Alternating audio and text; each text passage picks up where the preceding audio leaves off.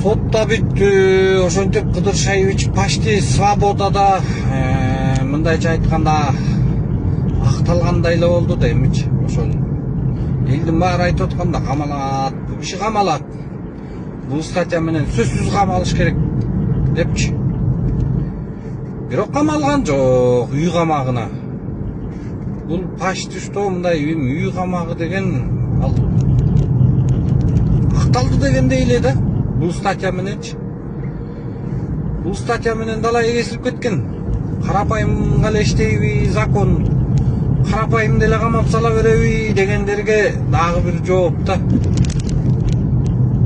Карапайым ушул мына ушул жооп. А киши бир аз эмгек сиңирген экен, өтө гумандуу мамиле кылды да. Ошол эмгегин баалап койду деп атам да. Ушу эмгегин баалап туруп анан бошотуп койду го. Же болбосо Кыдыршаевичтин экинчи президент болчу да, Кыдыршаевич экинчи президент болчу да. Почти бүт өзү тейлечи эмеспи. Садыр Нуркожоевич чет жакты тейлечи, ичин Кыдыршаевич тейлечи. Кыргызстандын ичин. Баары колунда болчу да. Мунун ким түйүнө жетти. Биринчи жана 75 кызакка учурду. Сен президент болосуң деп. Үчүнчүсү жанагы экинчиси жанагы баласы. Үчүнчүсү жанагы иниси. Жолотпош керек болчу. Жана Шайырбек Ташиев келбей эле койсо болмок да. Политикага башында айттым деп туруп анан мандатын тапшырбай койду деп туруп эле депутат болуп келгенде эле ушул түйүнө жетет деген элдин баары айткан ошол. Ошол түйүнө жетти да. Барып туруп нефти базаны басып алды. Өзбекстан эмес эме Тажикстанга каалагандай нефтини сатты. Элдин баары. Ассаламу алейкум, жалпы кыргыз элим. Сиздерден жардам сурап кайрылып жатамын. 3 баланын жалгыз бой энесимин. Ортончу балам Умар 6 жашта, диагнозу ДЦП, врожденный паралич. Кайдыгер карабаган кыргыз элим. Уулум Умарга жардам бериңиздер. Балдарыңыздар оорубасын. Жараткан Аллах Таала өзүнөн башка эч кимге муктаж кылбасын суранамын. Уулум Умардын жок дегенде отуруп калышына жардам бериңиздер. Балам жок дегенде өзүнүн тамагын өзү ичкенге жардам бериңиздер суранамын. Уулум Умарды таштабаңыздар.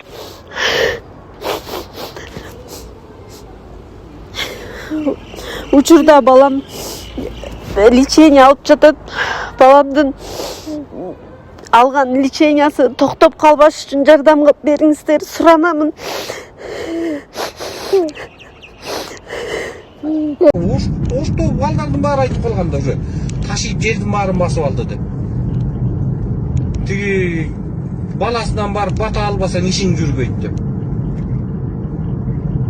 Ошон үчүн Садыр Нуркожоевич эч кимди жолотпой атыптыр да.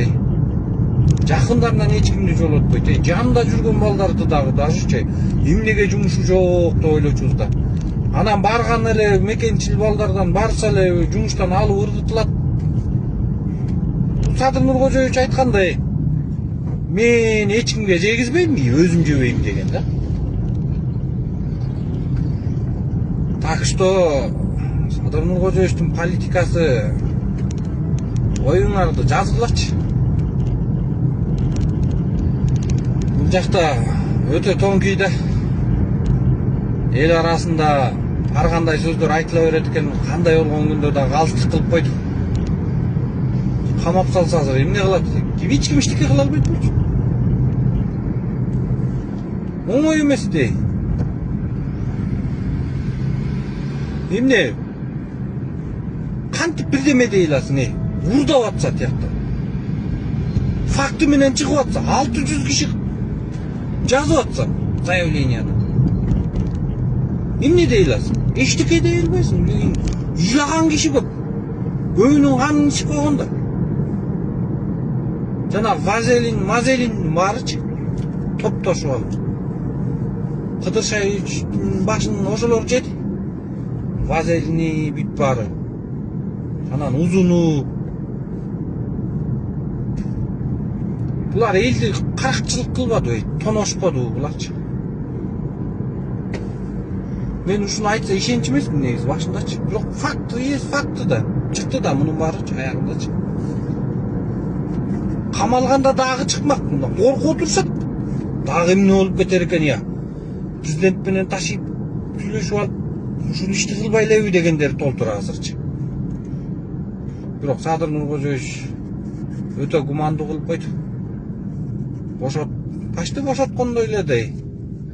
Үй камагында бүтөт ал үй камагы деле анын.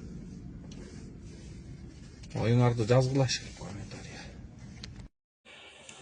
Бүгүнкү күндө дүйнө жүзүндө дүйнөлүк футбол көрүп, ошону көргөн адамдар, көрүүчүлөр көбөйдү футболдун. Саламатсыздарбы, сиздер менен журналист, жазуучу Куттумидин Базаркулов. Мен эми бир нерсеге токтолгум келет. Ушул журналисттер боюнча. Бүгүнкү күндө коом менен ошондой эле мамлекетте болуп атканын, деги эле дүйнө жүзүндө эмне болуп атса, футболу болобу, саясаты болобу, кандайдыр бир окуялар болобу, ошолордун баарын эфирге берип, эфирин элге арнаган бул журналисттер. Ошондуктан журналисттерди сыйлаш керек. Журналисттер бул өлүмдөн да коркпойт экен. Өздөрүнүн өмүрүн тобокелге салды. Кандай репрессия болбосун, кандай кысымдар болбосун, кандай камоолор болбосун, ошондой эле сени өлтүрөм десе дагы өзүнүн өмүрүн тобокелге салган булар кесипкөйлөр экен. Мына бүгүнкү саясатты деле карап көрсөңөр. Жалаң журналисттер алып урушуп атат. Жалаң журналисттер алышып атат. Жалаң журналисттер кармашып атат. Ошол мейли соттошуп атабы, оттошуп атабы, бирин-бирин шакалдып атышабы, шакалы ким, шакал эмеси ким, мына ошолордун баарын таразалап берген журналисттер болуп атат. Анан мен Мореки Шакиевке таң калам. Шакиев, сен журналистсиң го? Журналист кандай кесип экенин билесиң го? Журналистмин деп жүргөн адамсың го? Анан журналисттерге тыңгыраак эле жооп бер да. Журналист болуп туруп журналисттен качып атасың. Демек сен начар журналистсиң. Демек сен өзүңдүн кесипкөйлөрүңдөн, өзүңдүн кесиптериштериңди ачкан сен Шүмшүк Шакиевсиң. Шүмшүктүгүңө салып, шүмүрөйүп журналисттерден качып атасың. Деловой эле болуп жооп бер да журналисттерге, өзүңдүн делоң боюнча. Анан качып атасың. Бир, бул журналисттик кесипкөйлүк эмес Шакиевдики. Бул просто журналисттин Шакиевдин шүмшүктүгү. Мен ушундай деп айтам. Анан дагы бир нерсе, ушул мен журналисттерге кайрылып жатканым. Мынакей ушул биздин мамлекетте каяктын, кимдин, кайсы редакциянын, же болбосо кайсы өлкөнүн журналисттери жакшы иштеп атат десең, биздин эле өлкөнүн атуулуу журналисттери иштеп атат. Бирок алар кайсы редакциядан жакшы иштеп атат десеңер, мынакей ушул Ысык көл форуму өттү. Форумда Акаев менен Сооронбай Жээнбековдукун аябай мындай журналисттердин бетине бет болуп чыкты. Анан ушунда Аскар Акаевден интервьюну BBC алды, Номад ТВ алды, и ошондой эле Азаттык радиосу алды. Мына ошолорго Акаевга берчү суроолорун берип алды. КТР, ЛТР, силер каякта жүрөсүңөр? Силер мамлекет үчүн албайсыңарбы ошолордон? Силер өзүңөргө деле коридор, эфир түзбөйсүңөрбү? Эмнеге Акаевден ошондой бир маек ала албай атасыңар? Интервью ала албай атасыңар? Жаңылыктардан, ошо жаңылыктардагы BBC-ники, Номадтыкы, ошондой эле Азаттыкы жаңылыктарды жаңыртып ийди. Силер КТР, ЛТР каякта? 1000ден ашык кызматкериңер жүрөт. Анан силер албайсыңар? Уят эмеспи? Ишти алгандан кийин ишти алгыла да. Анан могу КТРден, ЛТРден журналисттери. Ушул өзүңөрдүн журналисттер кандайдыр бир оор кырдаалга келип калса, ошол жөнүндө да жакшы сөз айта албайсыңар. Эмне десе, ак үйдү карап корко бересиңер. Садыр Жапаров өзү айтпадыбы? Коридорду жакшы түзгүлө, мен айлыгыңарды көбөйтүп берем деп. Айлыгыңарды көбөйттү. Кана Акаев жөнүндө. Канакей ошол форумду, ошондой эле бир саясий бир коридор, саясий бир площадка, саясий бир аянтча түзө алганыңар кана. Азаттык, BBC, Номад ТВ телевидение түзүп койду го. Силер уялбайсыңарбы? КТР мамлекеттен акчалап атып. Ошол мамлекетке тийиштүү суроолорду белбейсиңерби? Ошол шайлоо боюнча болду. Ошондой эле мамлекеттин өзүп өткөн жолу боюнча болду. Ошол эле бүгүнкү айтып аткан жана уңгу сөз боюнча Акаевка да белбейсиңерби? Мисалы, бербейсиңерби? Уңгу жол дейсиңерби? Улуу жол дейсиңерби? Качкынга сөз берген эмес. Качкынга сөз берген эмес. Качкынга өлүм деген. Аны жакшы билесиңер да. Анан кийин буга келгенде качып. Ошондой эле Ысык көл форумунда мен ошол Чыңгыз Айтматовдун чогуу жүргөн, аны менен калемдеш болгондорду көрө алган жокмун. Ал менен калемдештер кимдер болгон? Советтик писательдер. Ошол эле Союздун убагында болгон жазуучулар болгон. Ошондой эле ал чыккан аянтча советтик жазуучулардын арасынан чыккан да. Мен ошолорду көргөн жокмун. Ошондой эле Чыңгыз Айтматовдун киносун тарткан Кончаловский бүгүн туру. Жамилянын ролун аткарган Арим Базарова бүгүн туру. Ошондой эле биздин Кыргыздын артисттеринен да бар. Ошолордон дагы бир маек өткөзүп, форум мондай өттү деп бир түз эфир алып чыкпайсыңар. Мен ошолордун келгенин көргөн жокмун. Ошондой эле Айтматовдун форумунда Айтматовдарды көргөн жокмун. Роза Айтматова да, мүмкүн ал киши ооруп аткандыр. Ошондой эле анын баласы бар. Айтматовдун музейинин директору баласы бар, Элдар бар. Ошондой эле Ширин Айтматова бар, анын кызы.